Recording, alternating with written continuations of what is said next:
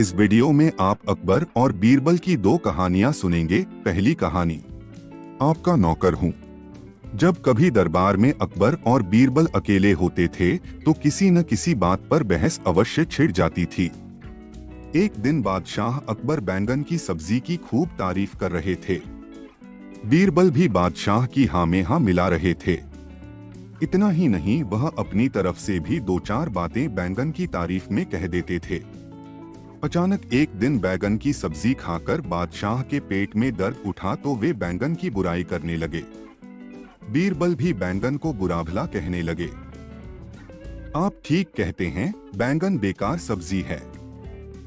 यह सुनकर बादशाह क्रोधित हो उठे और बोले, बीरबल, जब हमने इसकी तारीफ की तो तुमने भी इसकी तारीफ की, और जब हमने इसकी बुराई की तो तुमने भी इसकी बुराई की। आखिर ऐसा क्यों? तुम अपनी एक बात पर कायम क्यों नहीं हो?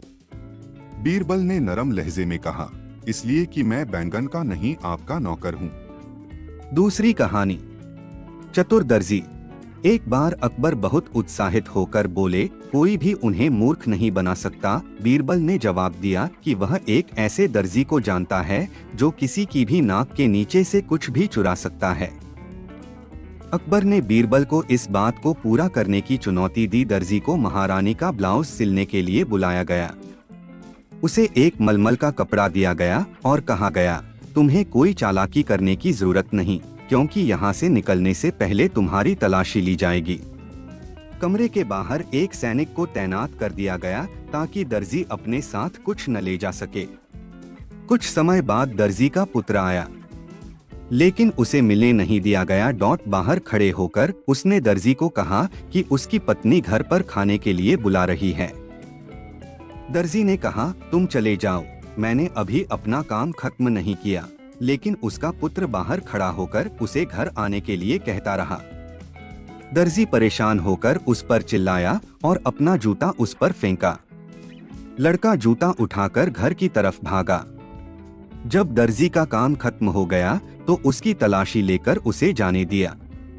कुछ दिन बाद रानी की नौकरानी बोली कि उसने दर्जी की पत्नी को उसी मलमल के कपड़े का ब्लाउज पहने देखा है जिसका रानी पहनती है। दर्जी के घर की तलाशी ली गई तो ब्लाउज मिल गया। अकबर ने बीरबल से पूछा कि दर्जी कपड़े को कैसे बाहर लेकर गया। बीरबल मुस्कुराकर बोला, जहां पनाह, उसने कपड़े को उस जूते में छिपा दिया था जो उसने अपने पुत्र पर फेंका था।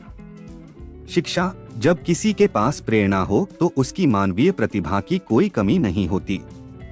प्रेरणा दो और चांद भी आपके हाथों पर होगा, जबकि प्रेरणा का अभाव आपकी कार्यशाला पर ताला भी लगा सकता है। अन्य शानदार कहानियों के लिए चैनल को सब्सक्राइब करें। कृपया लाइक करें और कमेंट करें आपको कहानी कैसी लगी।